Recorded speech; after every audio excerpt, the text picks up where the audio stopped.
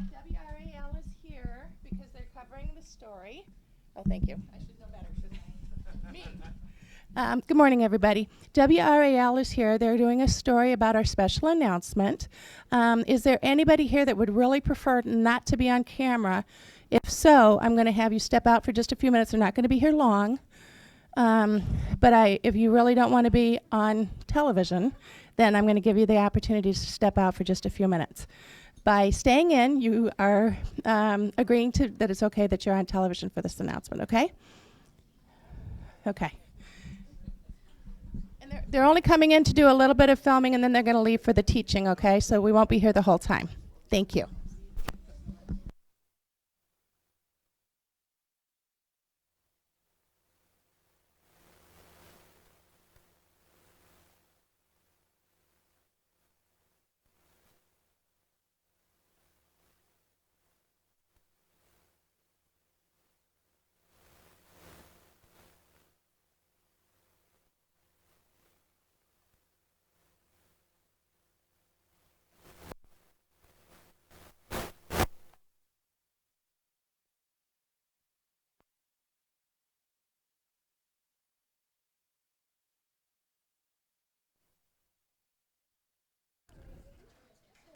Testing. Okay, thank you.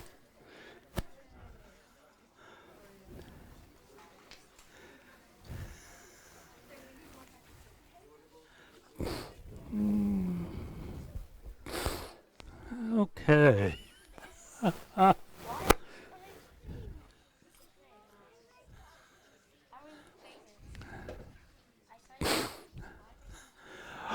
Okay, good morning, everyone. As you can tell, I'm not Geshe Gelek and I'm not Geshe Sangpo. Geshe Sangpo is getting ready to leave for Tibet, and Geshe Gelek is assisting them, so I was asked to step in. And as Sandy says, we do have a crew from WRAL here this morning, so we're glad to have them. For people who don't know me, my name's Robbie Watkins. I've been a member of the center for almost 25 years now, and I'm one of the teachers of the Discovering Buddhism modules. Who's here for the very first time today? If you could just raise your hands. Okay, so a couple new people. Welcome. Glad to have you here. We'll begin with our prayers while the young people are in the room with us, and then they'll leave and go to their classes. And then we'll do some meditation and have a discussion. Who's going to lead the prayers? Are you our prayer leader, Steve? You're in the seat. I don't even have a prayer book. You want to be the prayer leader, Jill? Yeah. Because I don't know the routine that they do on Sunday mornings always. Yeah, you're definitely getting the B team this morning. Maybe even the C team. And the news people lovely. What am I passing gas? Sing into the microphone. Worse than that. Okay. What's the page number? Thank you. Who knows it? 37? And remind me if I get the wrong chanting thing again that I do usually. Okay, where do we start? We do the four measurables first, right? Oh, no, we do the mantras first. Four measurables first. Four measurables, okay. The four measurables are in English on page 37. English. Oh, 34 first. Page 34, the four measurables. Take people out of their comfort zone. Yeah, and That's what I'm here for. Yeah. Ready? May all sentient beings have happiness and the causes of happiness. May all sentient beings be free from suffering and the causes of suffering. May all sentient beings be inseparable from the happiness that is free from suffering. May all sentient beings abide in equanimity, free from attachment for friends and hatred for enemies. Page 37. Kids, you want to start it? Sem Nentam Che De Go Re We Kivu Nam De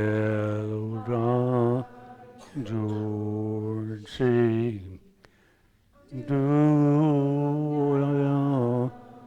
dum, do, dum, di, gur, shum, dewa, gur, shi, do, de, wa, dum, di, dewa, gur, shi,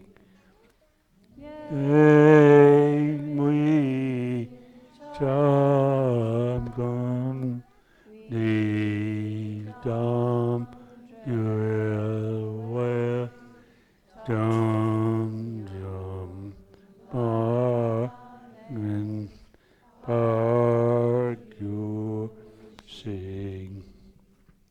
Wonderful. So now we'll do Chen Reizig's mantra. Everybody know that one? Om Mani Padme Hum. Om Mani Padme Hum. Om Mani Padme Hum. Om Mani Padme Hum.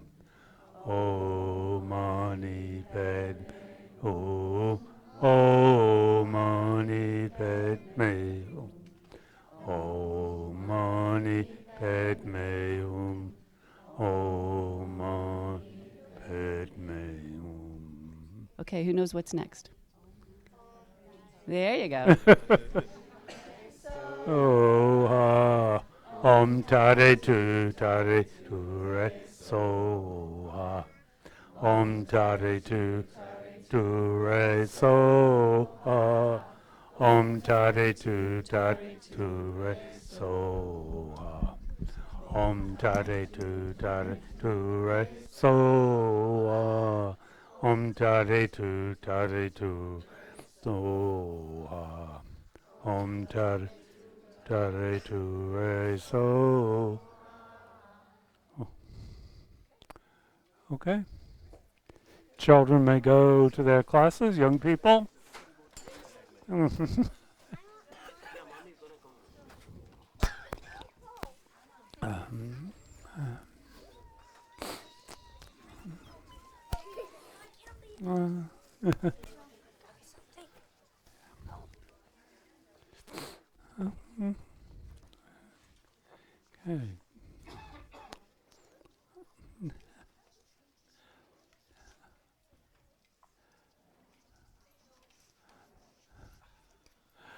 Well, it's very depleted when the children leave. Okay, let's do some meditation. This will make dynamite TV. Yeah. 10 minutes of silent meditation. Your ratings are going to go through the roof on this one. Okay. Yeah. So we'll just start with some meditation to concentrate our minds, become a little bit more focused. As always, we begin by checking our posture. The most important part of the posture is that our back is a little bit straighter than we normally sit, not rigid, but straight. Our head is straight on our shoulders, not tilted to one side or the other, maybe just a couple degrees in front of the vertical. Our eyes are either just slightly opened or very lightly closed. Our mouth is lightly closed, not clenched. Our shoulders are down and back a little bit so that our chest is open. Upper arms are away from our torso so that some air can pass through. And we can sit either with our hands on our knees or with right hand on left with thumbs touching. And our legs are in a position that we find comfortable and stable. If you're sitting on a cushion, it's helpful to be a little bit to the front of the cushion. If you're sitting in a chair, have your feet flat on the floor. So take a couple minutes and just scan your body, a couple seconds and scan your body, looking for any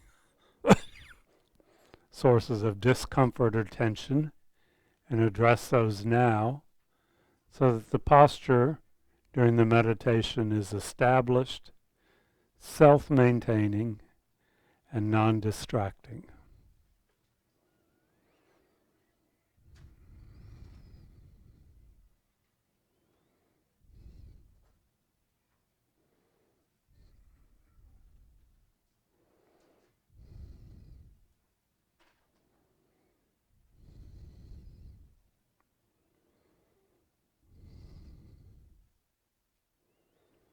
And now we'll take 3 deep breaths from the abdomen, with the stomach expanding on the in-breath.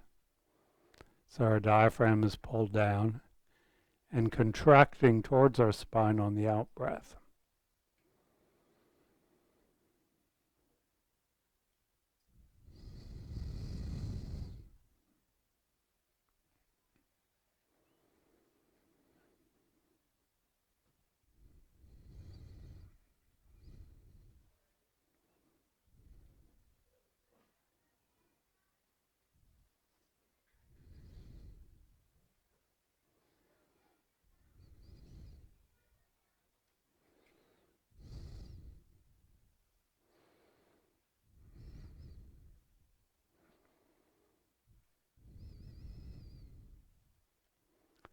And now we allow our breathing to return to its normal pattern.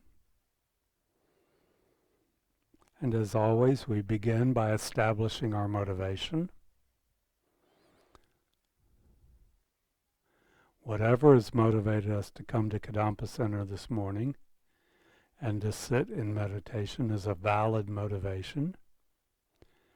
If we just wanted to get away from some of the stress of our daily lives, that's fine.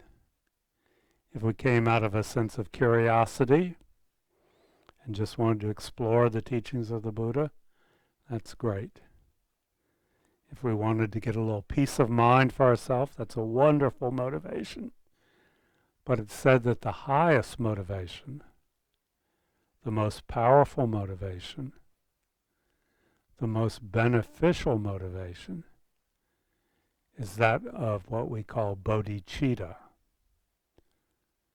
the great motivation, the great mind, the motivation that everything we do, even just sitting for a few minutes in silent meditation, is motivated by the always present wish to become enlightened for the benefit of others. 2 parts. I want to become enlightened so that I can benefit others. I know that in my present state of confusion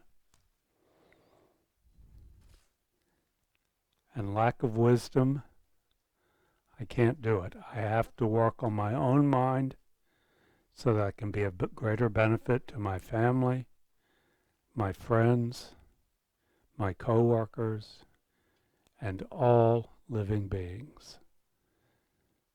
So just for a minute, sit and generate that motivation. It may not come easily. It may even seem a little bit insincere, but that's okay. Just think about those words for a minute as the motivation for the meditation that's to follow.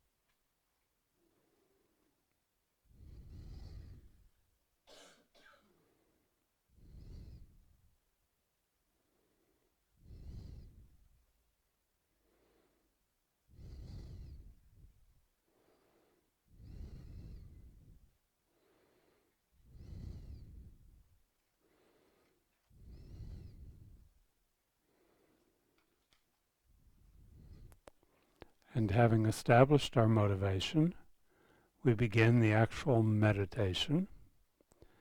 And we're just going to do a simple breathing meditation. Simple but difficult. We're just going to place our awareness, our mind, our concentration on the physical movement of the breath in and out through our nostrils. Nothing more, nothing less than that. Mind directly perceiving movement of the breath in and out.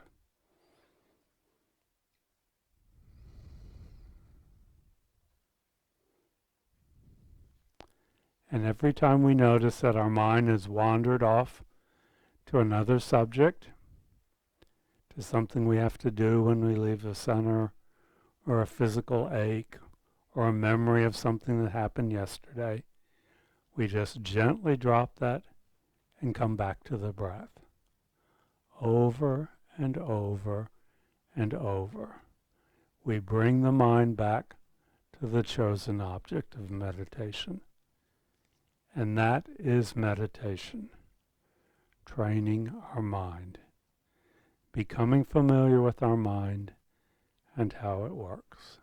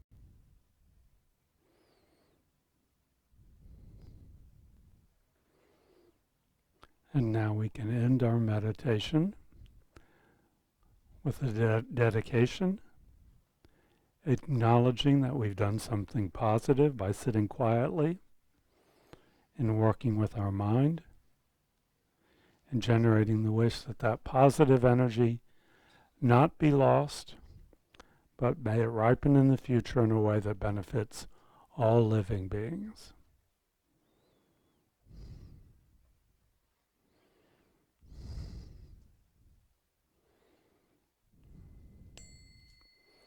And you can relax your concentration. So that ran him away. Okay, good. You can use that to replace the logs in the fireplace at Christmas time if they keep the film. Okay. Well, welcome to what is going to be a discussion, not a teaching. I'm filling in at the last moment for Geshe Gelek. So audience participation is required, or we will be adjourning quite early. And as people know, there are thousands of people watching us around the world as these teachings are streamed. So when you want to speak, make sure you have a microphone. So Steve has one here, and I think there's going to be one. Jill will have one on the other side. So when I was scratching my head, trying to think about what we could discuss this morning, Susan Potter said that she was very attached to talking about attachment. So I'm going to ask Susan to just give us a little idea why that's something you would like to talk about this morning. Put you on the spot. Yeah, thanks, Robbie. Yeah. Well, through the years, I've heard several teachings on attachment, and as opposed to clinging and grasping as the causes of karma. The causes of karma, the causes of suffering are karma and delusion. Mm-hmm. And attachment is in there. And attachment is our sense that it's an exaggerated sense that something will really make us happy. It exaggerates the good qualities. Mm-hmm. And or it exaggerates the bad qualities when we look at the flip side of attachment, which is aversion.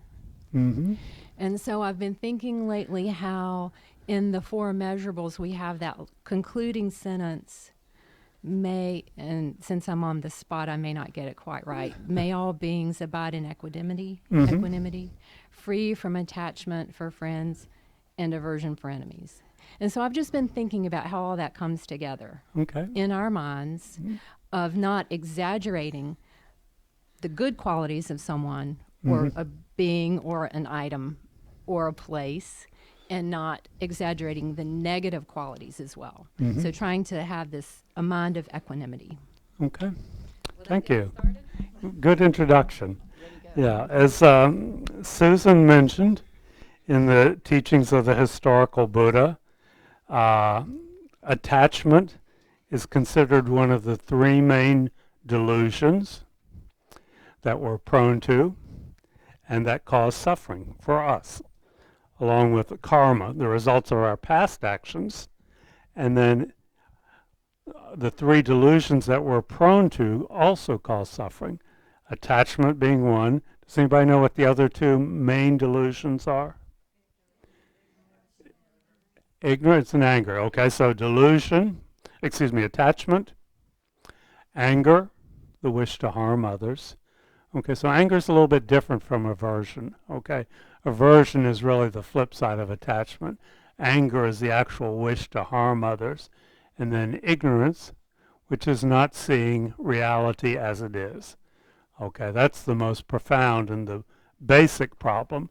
But those three delusions, attachment, anger, and ignorance, along with our karma, are the source of all our problems, according to the Buddha.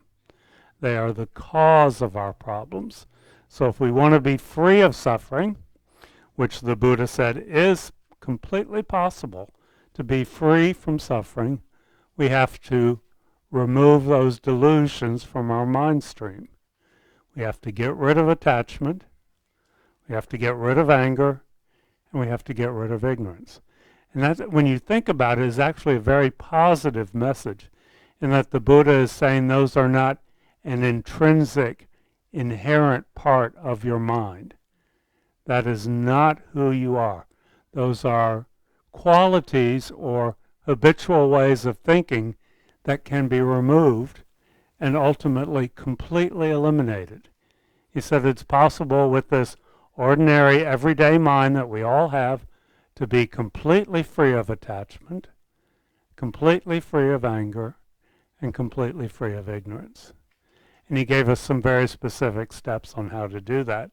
But we won't be covering all of those this morning. So, okay, so we know what the other two, so we're going to concentrate on attachment this morning. Anybody have a problem with attachment? Who here? If not, you can go ahead and leave. You won't find this discussion in the least useful. So I think we'll start off by defining attachment. I think it's important to distinguish the difference between attachment and love, because frequently they're very intermingled. Identify the problems that attachment causes us, and then what are the ways that we can eliminate attachment, or at least weaken its grasp on our mind. So the first question I'm going to throw out for discussion is, what is attachment? Susan talked on this, but I'd like to hear other people's opinions on what is attachment.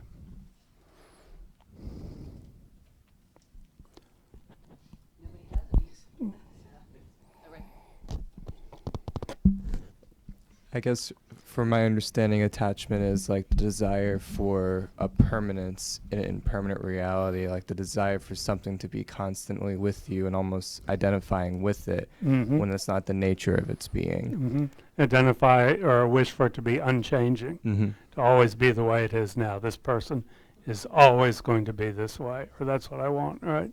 Yeah, that's good. Anyone else? Okay, Liz.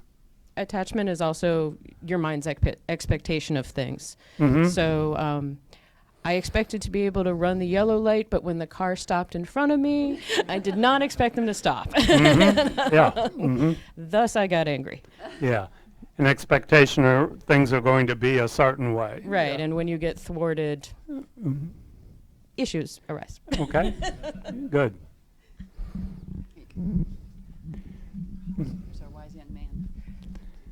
So what I kind of think of attachment is, I mean, samsara is, not to be negative, but I kind of view it as, samsara is negative. You don't have to worry about saying that. But it's kind of like falling. And I kind of see that as we're falling through samsara, we have... It's like falling? Falling, yeah. Okay. We have like rocks or other things around us, and we grab onto them thinking that we'll... I mean, I guess you guys kind of get what I'm trying to say, but we take false refuge, and we seek attachment, or we become attached to things, thinking that it'll help us as we fall. So. Okay. Good.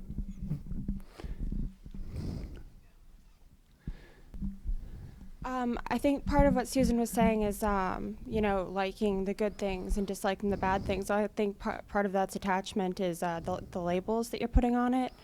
When you're looking at a situation, you're saying, okay, these parts are good and these parts are bad. You're picking apart these things that are actually just part of, they're part of a whole. It's not separate at all. So I think the way that you label things can be a form of attachment. Yeah, definitely. David? I think myself and other people often find we're attached to the idea perhaps of acquiring some material thing. Perhaps it's a new house or a new car or just a new shirt. So you look at it online on the screen and it looks wonderful and the text says it's wonderful.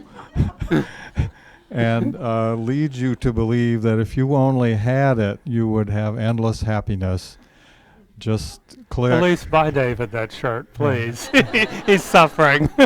Just click. So it's that exaggeration of the qualities, Yeah. which then leads to disappointment later if you really do acquire the object.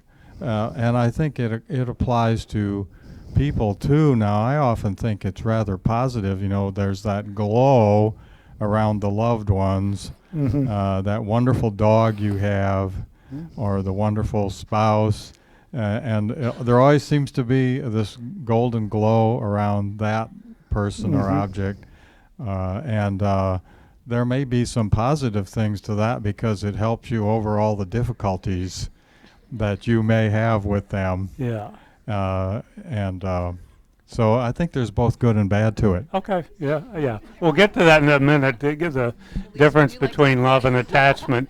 But if we all weren't subject to attachment, the advertising industry would be non-existent. I mean, isn't that their basic stock and trade, playing on attachment?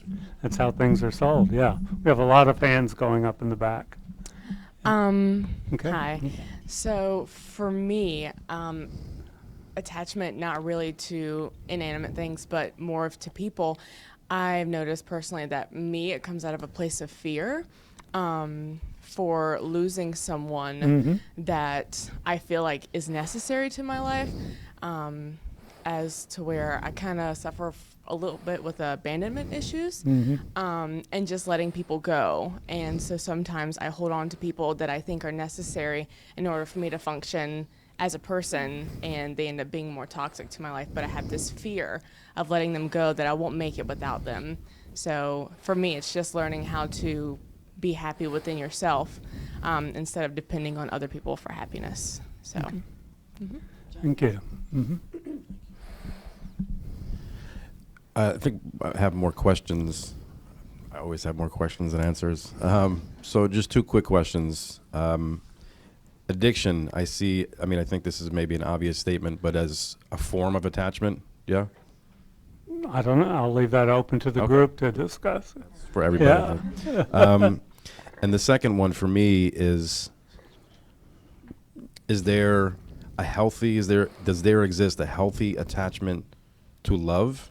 Okay, we'll get to that. Those are both great questions. Yeah, keep those in the back of your mind. Not in a unhealthy way, but just yeah. I love someone and I want to keep loving them. So yeah. Okay. For me, attachment, in addition to people and things, I think that sometimes, in my case, for example, when you have an ambition and you work very hard for something and it just doesn't happen, being able to say, well, it's not the right time, it's part of the journey. And for example, in career-wise, having an ambition of reaching, for example, a promotion and working really hard for that promotion for years, and then it doesn't happen, and it's sort of like, well, if it doesn't happen, it's kind of the end of the world, and it's not necessarily the end of the world. It's something that perhaps is part of the journey, and whatever I had to learn from that experience, I learned it, and it's time to move on and perhaps, find what is next. Yeah, good. See. I think we had a hand over here. Yeah. Okay, I'll have one thing I wanted to mention that Liz and I talked about yesterday is, what's the term that you told me about that's the marketing thing? FOMO or? FOMO. Fear of missing out. I didn't know what this was. And so to think that marketing people are capturing our minds, and they know what our minds are doing, and then they're accelerating it by saying, if you don't buy this, it's in 3 hours, it's gone, and all those kind of things makes me, so it's just sad to think that they already know what our minds are doing, and they're putting the exaggeration juice on top of exaggeration. And we want it so bad that we are going to miss if we don't buy it. And I think that's frightful. Just wanted to say it's frightful. Thanks, Liz. One of the problems I have with defining attachment is delineating between attachments and commitments. I have commitments to myself, my family, and others, and I'm not sure where healthy commitments start and stop, and where healthy attachments fold into those commitments. Okay, good question. So we have one. We'll kind of explore all these. I'm not ignoring them, but yeah. I'm new to Buddhism, so this is sort of a statement, sort of a question. It seems to me that attachment is when you put the hope of your happiness in something or someone else rather Mhm. than inside yourself. Mhm. If you're attached to your home, it's you want your home to make you happy. If you're attached to a person, you want that person to make you happy, when all that has to come from inside. At least that's my perception of it. Okay, good. Okay, great comments. Let's see, Steve, did you? Okay, one more, and then. Oh, okay. Is this on? Yeah. I was just going to say something about an antidote for me. It's something to do with trust. A young man up there said samsara is something like falling, and attachment feels like that resonated with me. It's like grasping something to hold on, because otherwise what would happen? I don't know.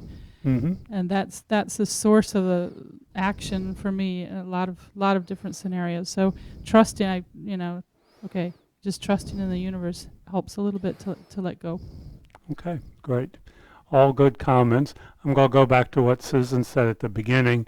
The official Buddhist definition of attachment is exaggerating the good qualities of an object. It's not saying that the object doesn't have good qualities. The chocolate cake may be very tasty. Okay, the person may be very beautiful. Okay, the house may be very comfortable.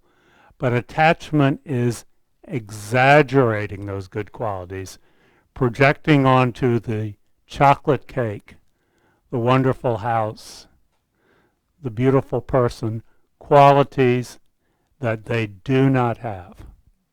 So it is a delusion. We are seeing things in that object that do not exist.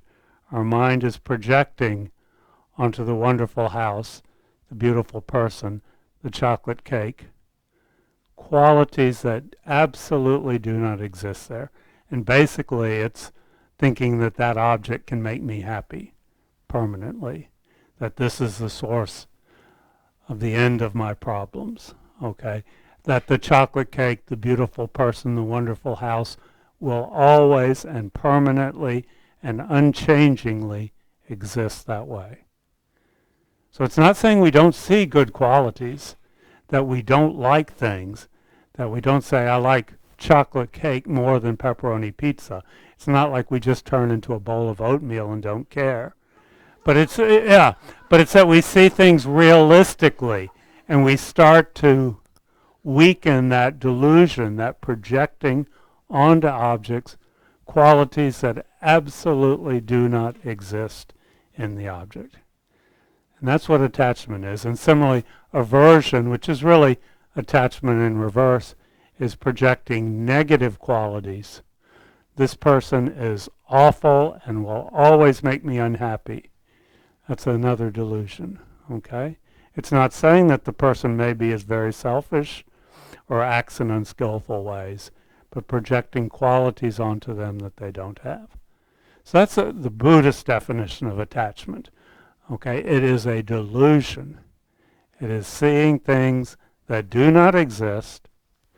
First, we see things that don't exist. Okay, we're hallucinating.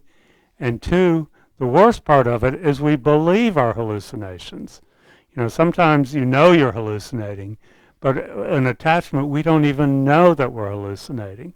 We believe that those qualities really are in that person. So I have to have that person. Okay? So that's just the Buddhist definition of attachment. People may find that helpful. So I wanted to follow up on a couple of comments. What's the difference between attachment and love? Can you have love without being attached? Or having commitments, you know, or having preferences, or liking things? What is unattached love like? Does that appeal to people? Or you say, no, I want the attachment. That gives me a charge. I like the attachment. Okay. Yeah. Okay, I think that love is just like, it's genuinely being happy that something exists, and it's appreciating something or someone just exactly the way it is. But then attachment is, you know, it's needing to be something to be a certain way. So I don't think they can actually really go together, because as soon as you start needing something to be a certain way, being attached like that, then you're not really appreciating it just the way it is. So you're not actually loving it. Okay, good. Back behind you. Wait, behind you first, Susie, yeah. For me, the way I understand it, Buddhist love is just wanting someone to be happy. Yeah, that's the without Buddhist any definition. without any self motivation. And I can tell you Yeah. personally, It's not, I want this person to be happy with me. Right. It's, And- I want this person to be happy, period. and actually, End of discussion. And actually, this year I've done a lot of meditation on this whole thing about society, meeting that one person, and Buddhist love. And I'm having a really, really hard time seeing how both can coexist. And I'm a lot happier when I just want people to be happy. All the other stuff just, it complicates my life. Yeah. And that's okay. And somewhere, I mean, it just doesn't make sense to me.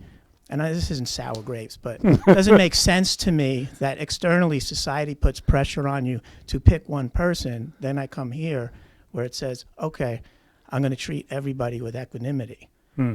Okay, how can I pick one person and still be in equanimity? Maybe I'll keep that on the side and then treat everyone else okay. So it's a struggle, and I'm learning from both of them, and it's been a very valuable exercise in my mind. Okay, great, thank you.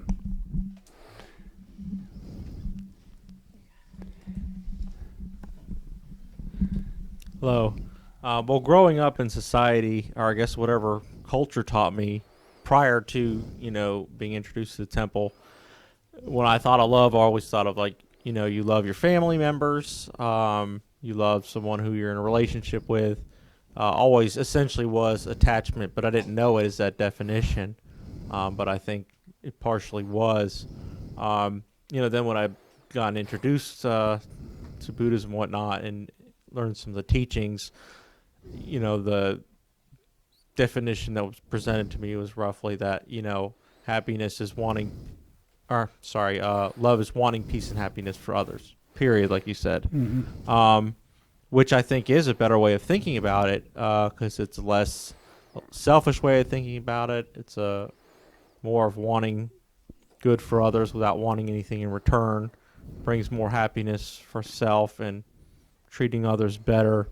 Now it is difficult, when it gets into a situation to where it is a family member or a close friend or someone you're in a relationship with, and then of course you do put expectations on them, and naturally so. I think we're human beings, and that's just natural.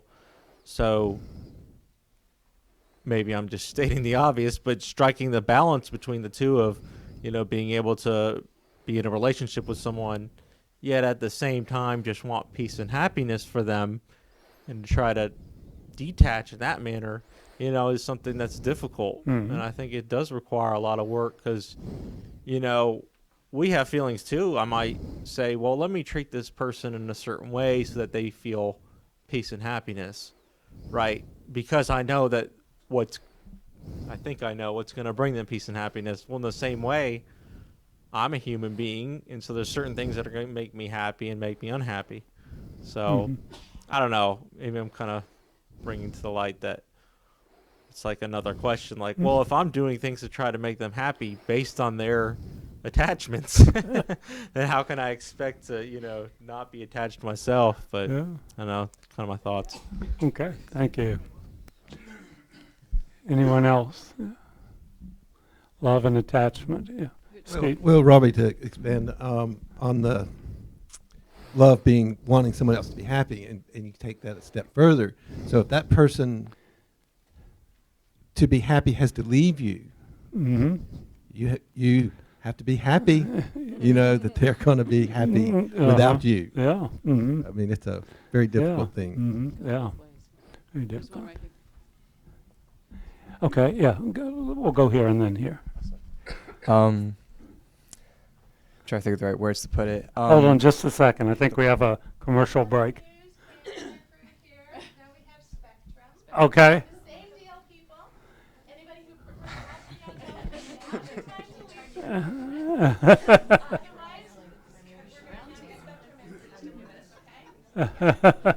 Yeah, okay. Go on. Hey.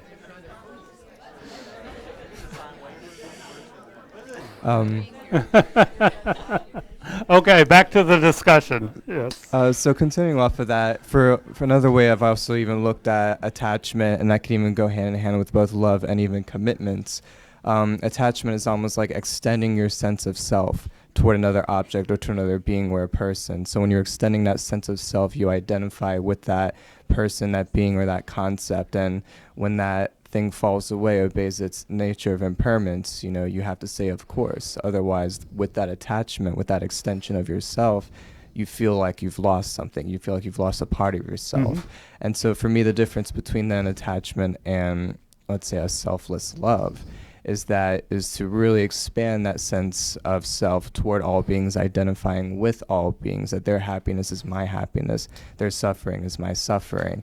And then love then is less more of the attraction to a specific being and extending that sense of self to one being, but trying to open it as much as you can to all beings. That's like, I guess, pretty much the Bodhisattva way, to constantly expand that sense of self and identity with all beings, to attempt to help all beings.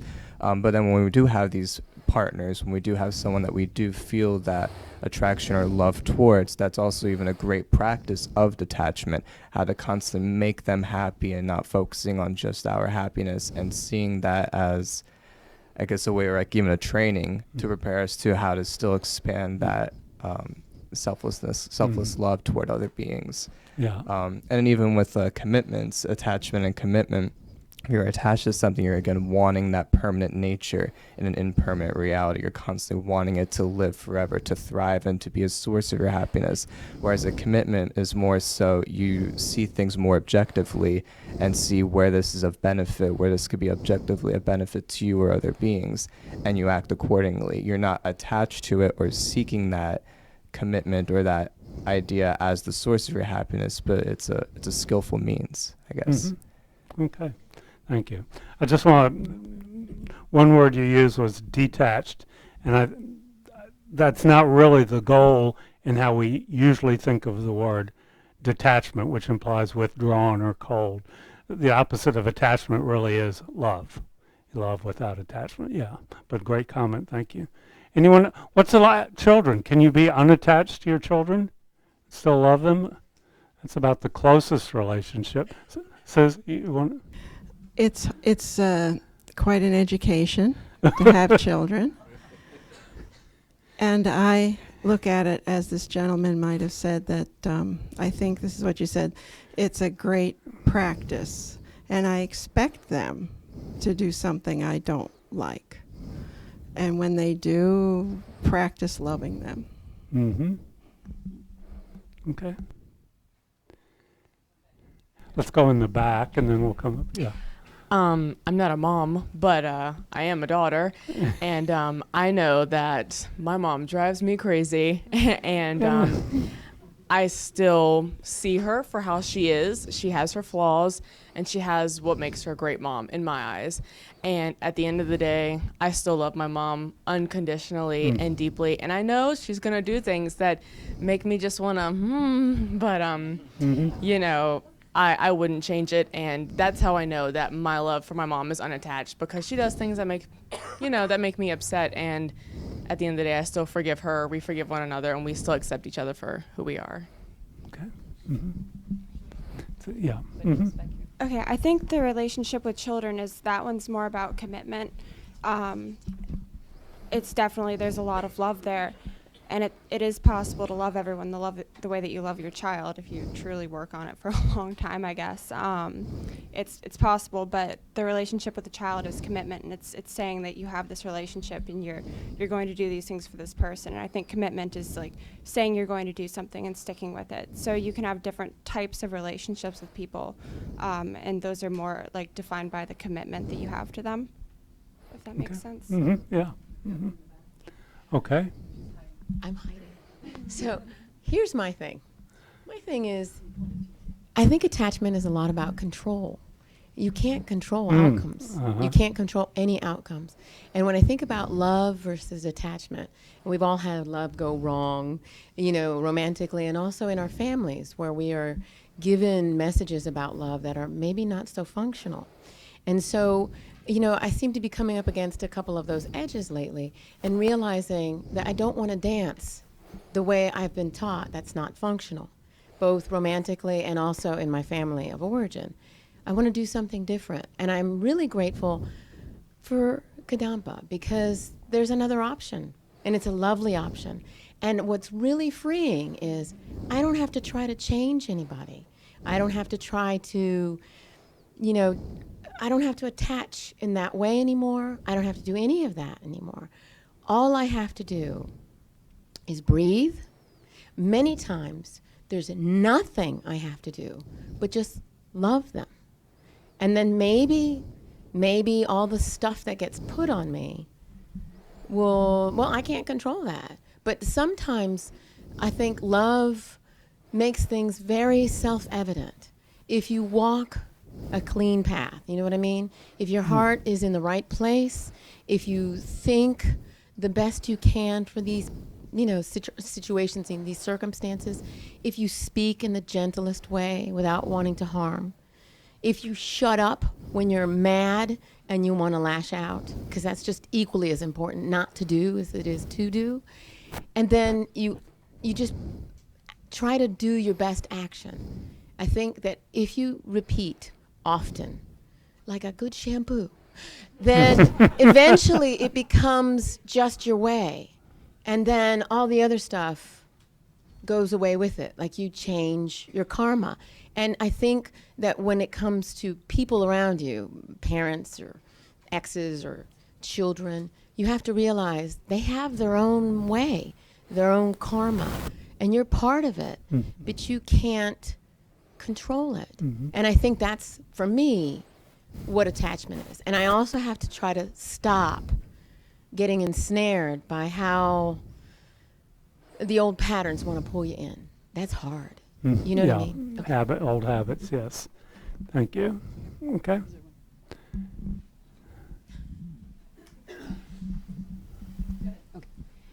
So I'm going to expand on what this lady back here said, and I'm going to advise everyone to take the Discovering Buddhism courses. I've taken all but 2 of the modules, and last summer, by the time I went down to visit my family of origin, I had taken the emptiness module, and I don't pretend to understand emptiness, but by golly, that really helped me. When my mother and my sister tried to press my buttons, and my sons were amazed, they said, "You didn't react." And I just let it go. And it is possible to do that. I'm still trying to figure out emptiness, but I think that module really helped. Thank you. Elise. I just want to say, recently I read a definition of happiness that really underscores and summarizes what everyone's been saying here. And the definition was, happiness is the peace of mind you get when your expectations meet reality. So if you expect that everybody and everything has some good qualities, some negative qualities, and some neutral qualities, and you're not going to know which of these will manifest, and that you can handle whatever is going to happen, then you will always be happy and have peace of mind. Yeah. Yeah, great. I mean, that's getting rid of attachment and getting rid of ignorance, because it's seeing things as they are. It's working on 2 delusions at the same time if we have that attitude. I think there's one over here.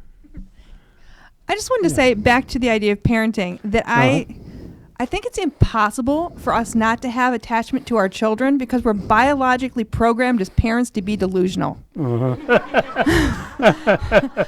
I always want the best for my kids, and I always expect the best out of them. And so as a result, I'm always going to have these delusional expectations. And it comes back to the idea of the happiness, that so often they're not who I expect them to be. And as a result, my happiness becomes upset, and then my attachment becomes all out of whack. And it's hard, especially when kids are growing and they're trying to figure out who they are. Because as parents, I don't know where the reality starts and where the delusion starts. You know, that's tough. So it's hard for me to have expectations for my kids that are realistic, because I'm programmed to be delusional. Okay. Great discussion. Next topic I'm going to throw out is what are the problems? We've touched on this. What problems is attachment a problem, and what problems does it cause? How is attachment a problem? How does it cause us to suffer? Yeah, okay. Okay, hi again. So I guess what I'm going to bring up, it's not really attachment. Like, it's not my attachment. It's more attachment of other people to me. See, I'm an empath. So people, I mean, I've been told people just meet me and they're like, oh, I can trust him entirely. I can tell him everything. And so, I mean, a lot of like good, meaningful friends, they trust me and I trust them because I'm somebody they can talk to. But sometimes there are these people and they come to me and, you know, I offer emotional intelligence and support, but they kind of abuse that and they don't make any changes in their lives and they just come to me again and again just to tell me their problems, and they don't make any changes and they come back again and again, and I call those people psychic vampires because they're coming to me and they're taking my happiness away. So I don't know. But when I think about that, I also think about compassion in Buddhism, because that's a very big concept. And I think, I mean, these people make me unhappy, but I don't want to pick and choose people. I feel discriminating like that. So I guess I'm kind of wondering from a Buddhist perspective what I should do about that. I think in situations like that, you have to remember that we're all experiencing this imperfect human reality. We're all suffering. People suffering in different ways. It could be harmful to other people, it could be harmful to themselves, not make sense to you. But I just think you have to remember that everyone is suffering, and it's not intentional. Yeah. I think one of the negative ways attachment affects you is attachment to outcome. I mean, I could go home and my house could be burned down. And just, what happened? And just the outcome of a relationship or driving home or anything.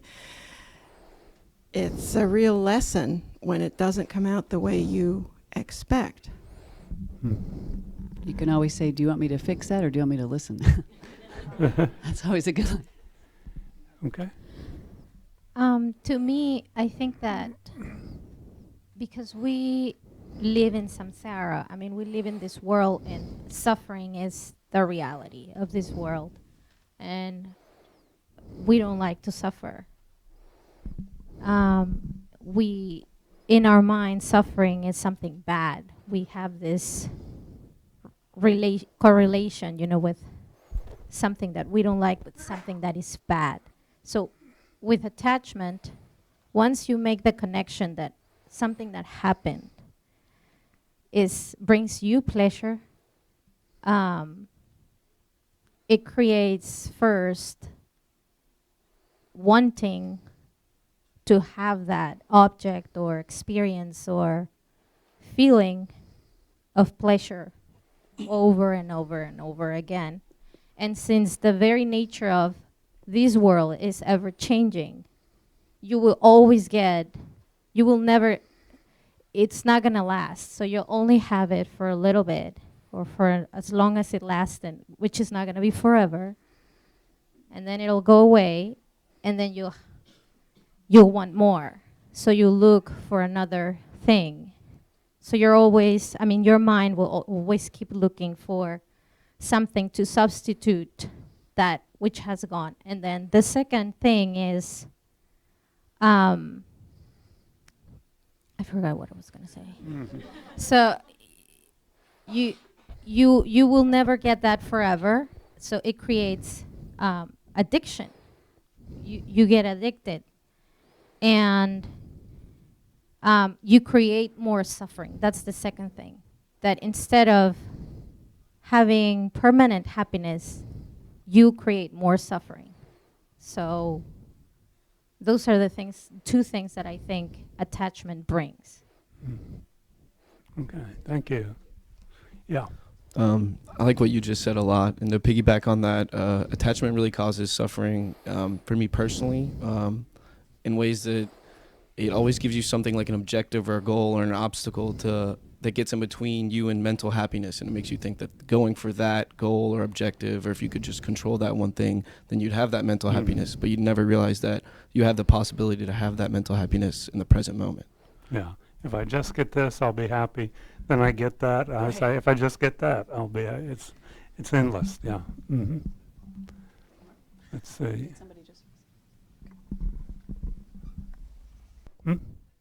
Hands. Maybe. Problems caused by attachment.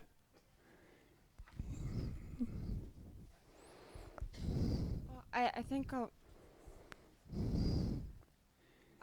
a lot of it is the expectations, because suffering is caused by things that you've used. Let's see.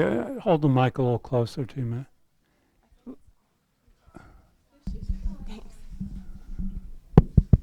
Okay. Okay, I think a lot of suffering is caused by things that people view as being bad, but you can really only see something as bad if you've got the attachment to it, if you expect it to be a different way. Like, if you look at something, you're like, oh, that's a bad thing. It's only because you expect that it should be a different way. And that's how it causes the suffering, is because you're expecting it to be a different way and you're uncomfortable with the way that it is. Mm-hmm. Yeah. And it doesn't, it's not necessarily big things. It's just like, there's not enough salt in the soup or something. And there's just a little moment there. The mind is disturbed. It's not happy. Yeah. Because you're attached to it being one way. And you get over that pretty quickly, but there's just so many instances. Yeah. Someone in the back asked earlier about how addiction ties into attachment, I think was the question. Mm-hmm. Yeah. And the way I see it is addiction is a good example of looking for happiness with a short-term solution, and not seeing that there's no long-term happiness within whatever you're addicted to. So you get caught in that cycle of getting that short-term solution to trying to be happy, right? It does make you happy, but only briefly. And then you fall really hard, and then you never see the long-term, and then you believe that you need it. So it's this, exterior thing that you're using to make you happy, but it only provides a short-term relief or escape. So I think that's the way I view attachment with addiction. Yeah. I don't know if that was the question, but I don't think it ever got talked about. Thank you. So it's better to, find resolution within yourself, because that's a long-term solution to the happiness, or, whatever's needing to be filled. Because that will make you happy long term. So. Okay. Thank you. Yeah. I just wanted to I keep thinking of Venerable Rabina when we talk about, and I've heard several people say, I have to treat people equally, and I want everyone to be equally happy, and Rabina says you have to have the heartfelt wish for everyone else to be happy.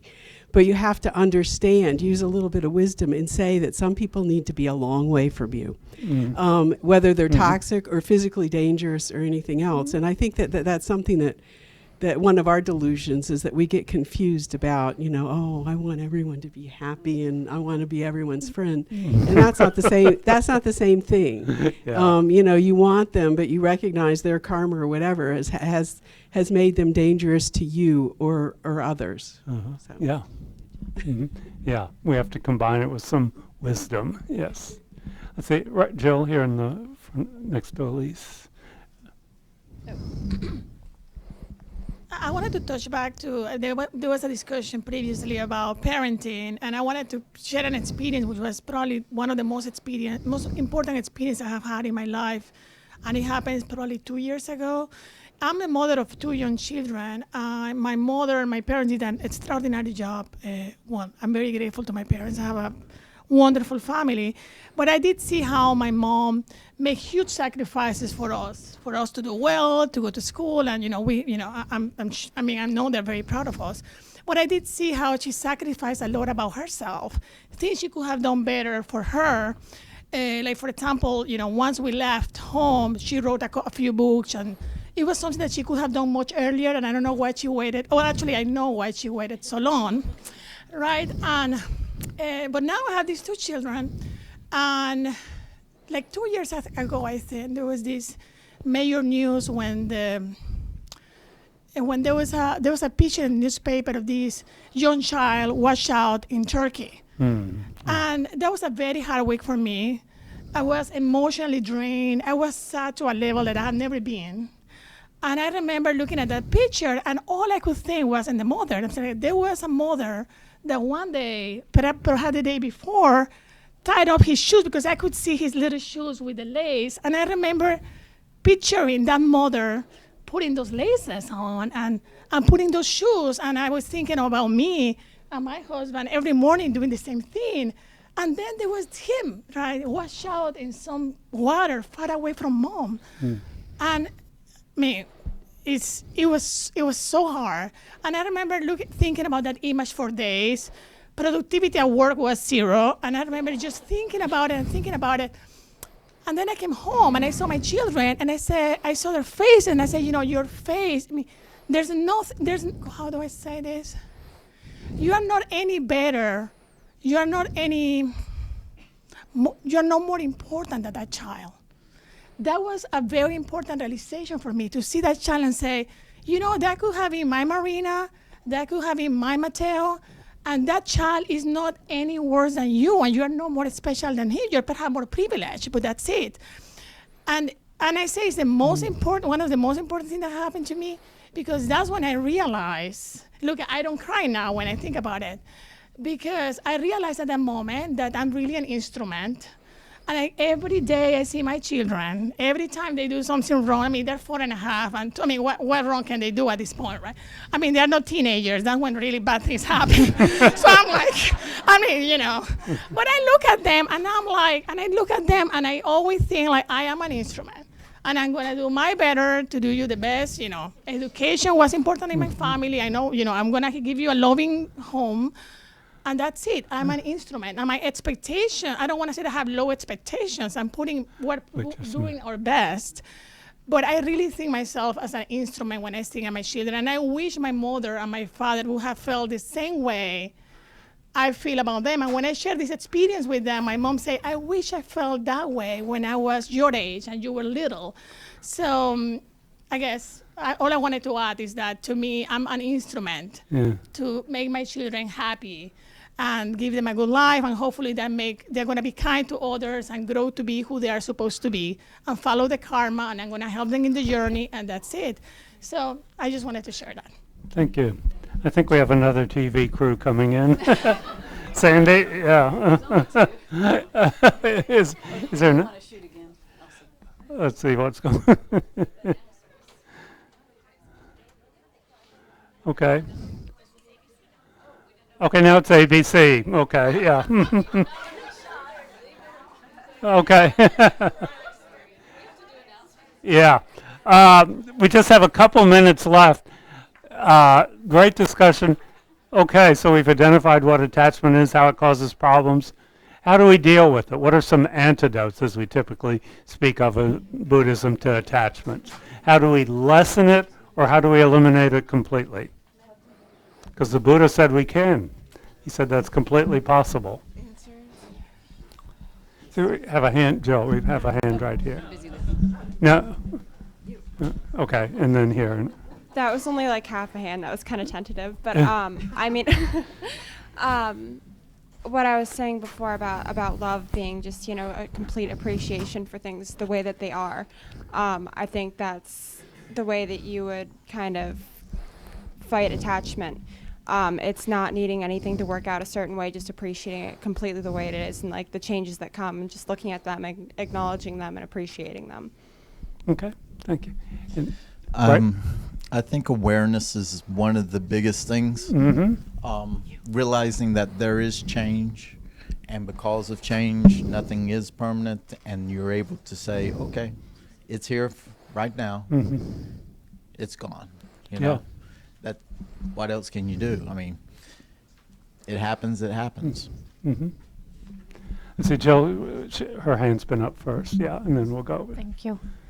What helps me with attachment, I have small children too, and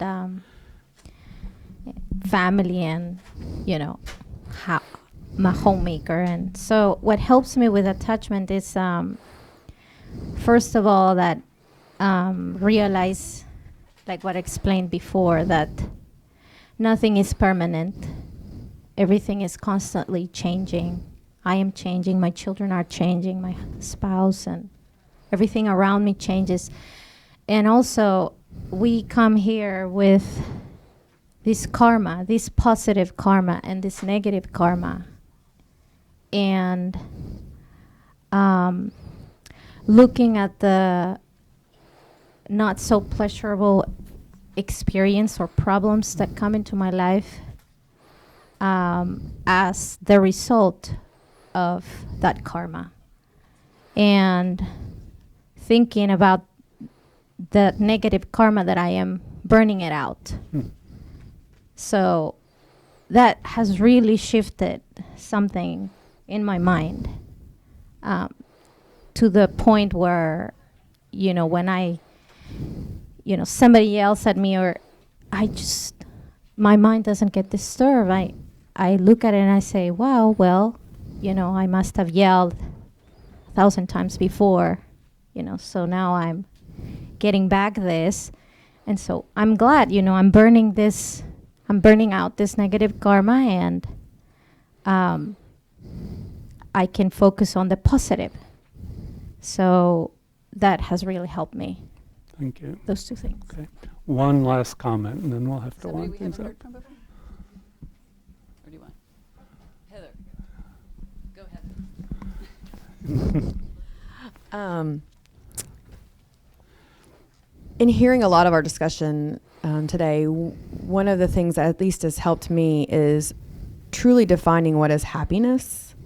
I think a lot of times we connect in our society happiness to those moments of joy or pleasure, and standing back and looking at our own values and truly finding like what does bring happiness, and then finding when we truly listen to somebody what brings on their happiness. And so I think listening to ourselves, bringing that awareness piece and that moment of awareness, and pausing, a lot of pause. I don't think we pause enough in our society. And even, I'm not a parent, but I'm around a lot of parents.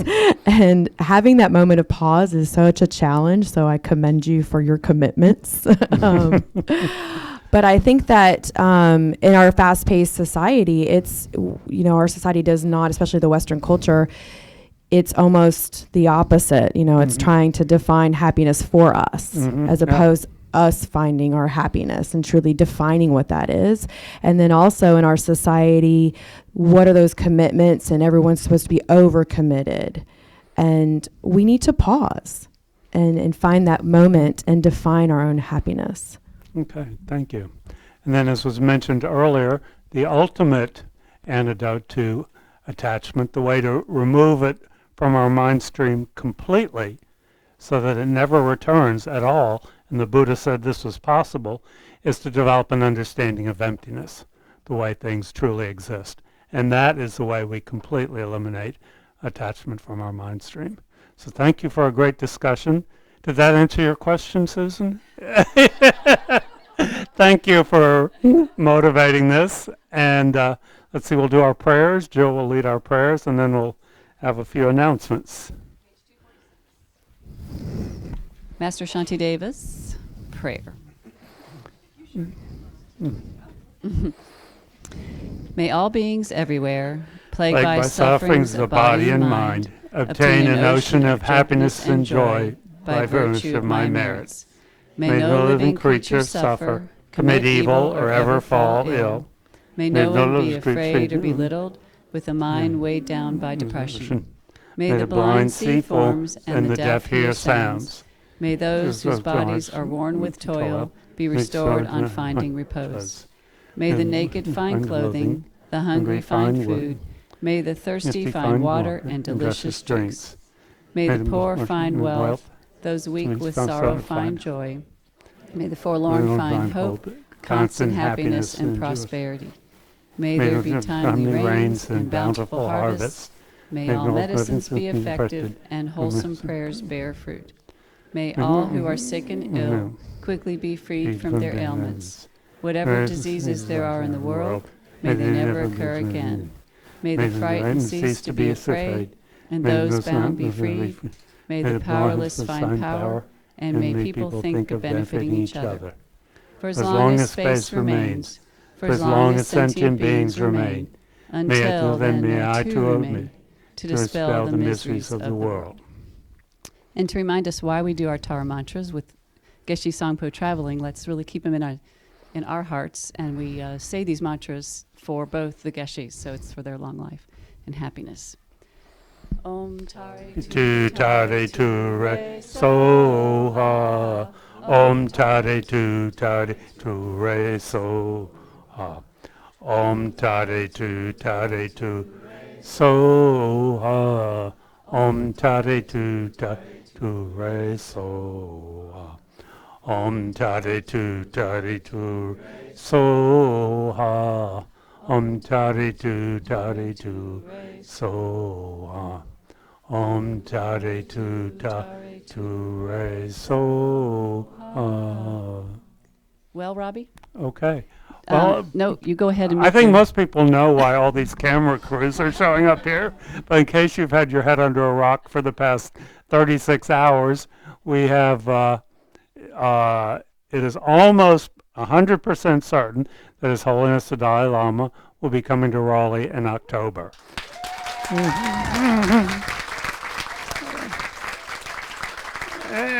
And this is literally, after literally decades of inviting him under various auspices, all the way back to the days of Jesse Helms. So a lot of positive karma is really ripening. We anticipate that he'll be here probably for 3 days. This is all happening very last minute, so the schedule, the venues, all of that remain to be determined, so I can't make any announcements. This is not a Kadampa Center event. It's not a City of Raleigh event. It's being organized by a small group of private citizens, though the mayor's participating, but she's participating as a private citizen. Geshe Gelek and Geshe Sangpo, Don Brown, and myself are on the committee, so stay tuned. We'll let you know as soon as things become more definite. But that's extremely exciting news, so it's something to rejoice in. But don't forget, we have the Light of the Path retreat before then, yeah, as if we don't have enough on our plates. So I'm going to turn over to Jill. I'm sure you have some announcements. We have a few from different people. And before the Light of the Path, what do we have? The gala. So the 25th anniversary is June 10th at 7 o'clock for those of you who are under rock as well. It's been posted and your invites are in the mail. Everything's going out. So there's a couple teams doing some secret things that's going to be pretty exciting. One thing I could use a little help with since I'm standing in front of you is someone to look up some addresses for some people in town that might be important. So if I could have a volunteer, I'm just going to grab you right now. Anybody want to help me with that? You. Okay. Talk to me after. Carol and you. Okay, good. This is an easy way to get recruits. Then let's see. So the night of the event, starting at 7, nobody will volunteer for anything. Absolutely not. I'm not doing anything. I'm partying down with you guys. So we are just going to be having fun together, looking really hot. So that's what we're doing. So not that hot, just good, looking good. So the day of the event, there's going to be a lot of setup. So I'll send some emails out. So if I could have a lot of people coming out to string lights and do some exciting things, that would be great. And we're going to need a major breakdown crew because we got to be back in here Sunday morning.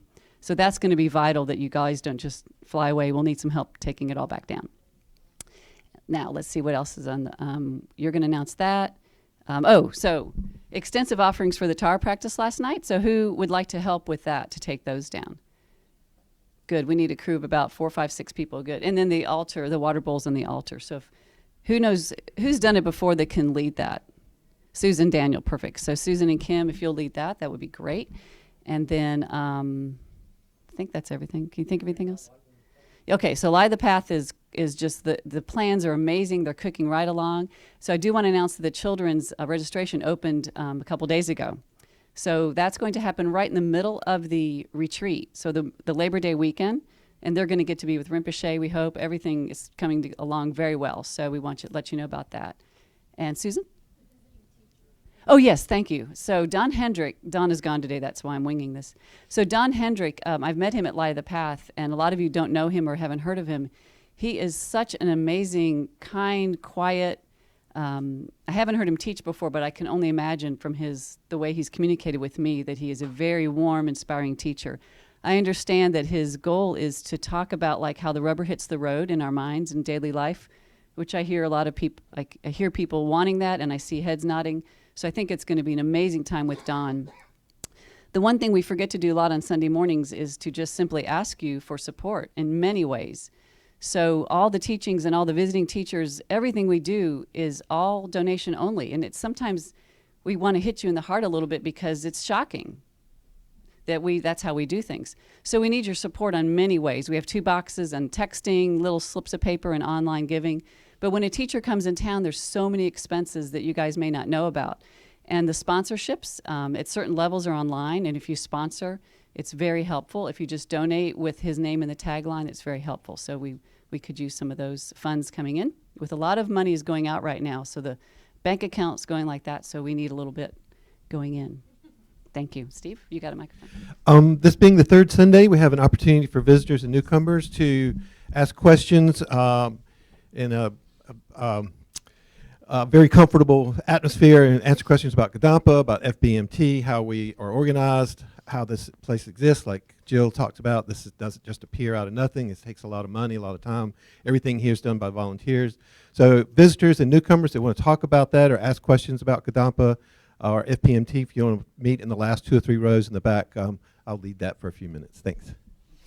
And just a couple announcements about Grounds Day, which is coming up next week, and also the Stupa. If you want to help support the Kadampa Center, we enjoy volunteers in our Grounds Day for the Serenity Gardeners, so please come out and help us with our gardens. We appreciate that. For those who are interested in helping with the Stupa, we finished everything pretty much yesterday. So we are calling it quits for right now. However, due to the fact that the Dalai Lama is coming to Raleigh, there is an aspiration to redo the whole painting of the stupa. So we will need some volunteers then. So please keep that back in your mind. Thank you. Next Saturday is also cleaning and grounds day. Oh, next Saturday is cleaning and grounds day. So yes. So if you're interested in helping with cleaning inside, is that going to be just like inside the building, not any holy objects or anything? Okay, just general cleaning. Okay, appreciate it. Thanks. And a big thanks to Joey and his Yes. all the wonderful.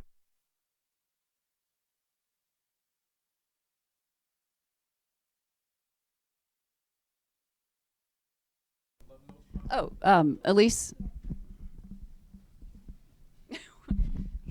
I'm Elise Drabel, Outreach. Love Notes Project is ongoing. Please pick up little packets of 10 note cards on the back wall across from the shoe rack. We only ask that you put one sentence that's heartfelt and return it to the Kadampa Center, and that will go to Meals on Wheels to be given to somebody who's homebound who really needs an encouraging note of love or support from any one of you. Easy to do, something you can do in spare time, do with your children. Bring one for someone who's a shut-in who wants to help somebody else and can't do so in any other way. It's a great opportunity.